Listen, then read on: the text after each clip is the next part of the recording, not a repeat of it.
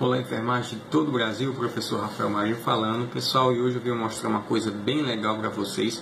Hoje a gente vai falar sobre insulinas. Então, para a gente não perder tempo, vem cá. Eu quero mostrar para vocês esses dois tipos de insulina, tá? Aqui na minha mão direita eu tenho uma insulina regular e aqui na minha mão esquerda eu tenho a insulina MPH, tá?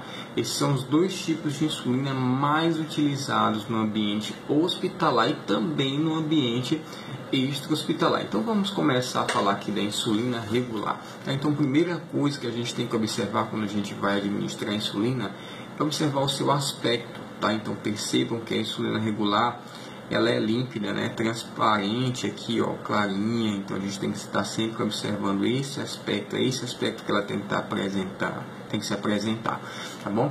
A insulina regular, gente, ela pode ser administrada tanto por via subcutânea, né, que é a via usual que o paciente utiliza em casa, no dia a dia, também no ambiente hospitalar, mas ela também pode ser administrada, dependendo da situação, por via intramuscular e também por via endovenosa. Tá muito comum aí nos pacientes, por exemplo, quando chega na emergência com cetoacidose diabética, tá? Em pacientes, por exemplo, em pós-operatório, que fazem uso de protocolos de glicemia, por exemplo. Tranquilo? Então pode sim ser feito em algumas situações, logicamente, dependendo do protocolo. Essa administração via endovenosa ela é a diluição de 1 ml, tá? De insulina regular, ou seja, 100 unidades de insulina regular diluídas em 99 ml de soro fisiológico. Geralmente essa é a diluição, mas depende aí de protocolo para protocolo, tá bom? E qual é o tempo dessa insulina? Então, a partir do momento que ela é administrada por via subcutânea, ela tem uma ação em torno de 30 minutos a 1 hora. Realmente, em torno de 30 minutos ela absorve, ela inicia a sua ação. No entanto, o pico de ação, que é o momento onde essa ação vai ser máxima, ela acontece em torno de 2 a 3 horas. E a duração máxima dessa insulina ela vai em torno de 6 horas, tá? A duração após a administração ela se dá até 6 horas, tá bom? Então, bem interessante isso aqui. Essa outra insulina aqui é a insulina MPH, tá? Então, observe o aspecto dela. Ela é uma insulina, ó, mais branquinha, né? De aspecto mais leitoso, mais oleoso. Então, essa insulina aqui, gente, ela tem uma ação mais lenta do que a regular e somente poderá ser administrado por via subcutânea, a recomendação, e jamais deverá ser administrada por via endovenosa, tá? Jamais será administrada por via endovenosa. O tempo de ação dela é o seguinte, tá? Após a administração via subcutânea, ela começa a sua ação em torno de 2 a 3 horas. O pico de ação, ou seja, que é o máximo potencial de ação após administrada, ela está em torno aí de 4 a 6 horas. E a duração máxima dela vai em torno aí de 12 após chegar também a 20 horas. Tá? Então, de 12 a 20 horas é o tempo de duração máxima dessa insulina. Todas as insulinas vendidas no Brasil têm essa apresentação, ó, 100 unidades de insulina por ml. Vocês estão vendo aqui, ó, 100 unidades de insulina por ml. Todas as insulinas vendidas no Brasil, elas têm essa apresentação, tranquilo? Uma coisa muito interessante que a gente pode falar para vocês é que essas insulinas podem ser administradas juntas, ou seja, numa mesma seringa eu posso misturar essas insulinas. Qual o cuidado que vocês têm que ter? Olha essa dica muito importante aqui, anotem isso aí.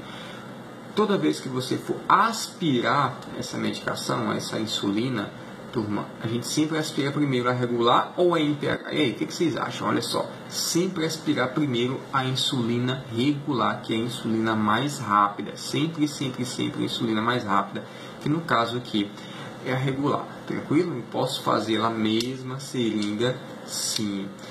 São administradas, como a gente já falou, na forma subcutânea. Olha que dica bem interessante e que curiosidade. Dependendo do local subcutâneo que você administrar, haverá absorção diferentes, tá? Em tempo diferente. Por quê? Olha só, vou dar uma dica para vocês. Na região abdominal, tá? O local onde eu tenho absorção mais rápida. seguida aí da região dos braços, né, na região aqui, ó, nessa região do braço, na parte posterior do braço. E por último, a região onde eu tenho uma absorção mais lenta é na região de coxa e na região das nádegas. Tá? Então, recapitulando, mais rápida, abdômen, segundo mais rápida, braço, e o último, que é a mais lenta a ser absorvida, é a região de coxa e nádega, tá bom? Outra dica interessante que vocês devem anotar aí é que o exercício físico influencia na absorção.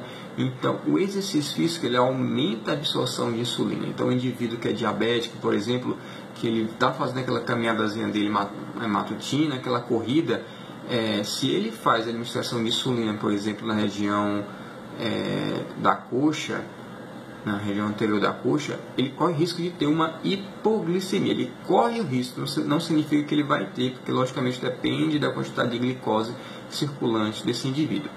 Tranquilo? Essa é uma dica bem interessante. Agora eu vou dar uma dica sobre administração, na verdade sobre aspiração. Então olha só, então toda vez que a gente for aspirar, né, vou aqui fazer a minha antisepsia aqui do frasco, tá bom?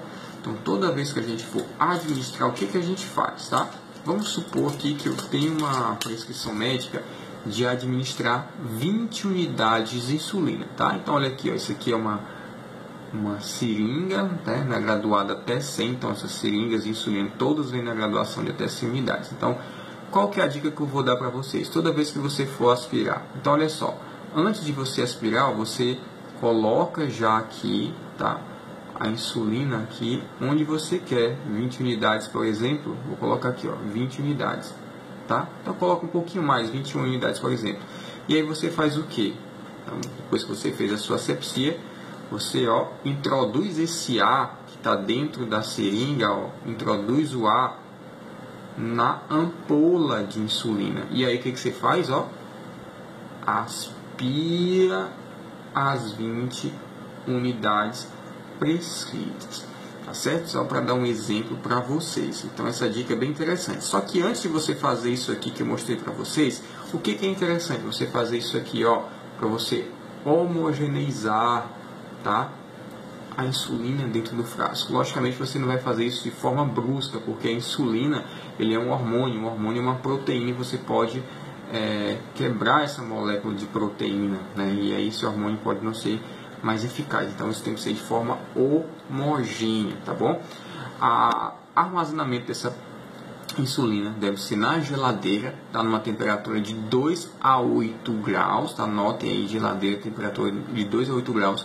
Não pode congelar, se congelar tem que ser desprezado, e também não pode ficar superaquecida. Detalhe importante, posso conservar ela fora da geladeira, tá, numa temperatura de até 25 graus, algumas literaturas extrapolam até 30, durante 30 dias, tá? Tem algumas literaturas também que só falam que até 28 dias, então isso varia um pouco de 28 a 30 dias, então, tá bom? Então essa é a dica aí que eu queria dar para vocês. Então se você quer ficar por dentro de mais dicas, siga o nossa página do Facebook aqui em cima, clique em Enfermagem Avançada, Professor Rafael Marinho, e curta aí nossa página. E também nos procure no Instagram, tá? Procure lá no Instagram por Enfermagem Avançada ou @prof.rafaelmarinho, tudo bom? Então um grande abraço para vocês e vamos aí firmes transformar essa enfermagem brasileira. Estamos juntos.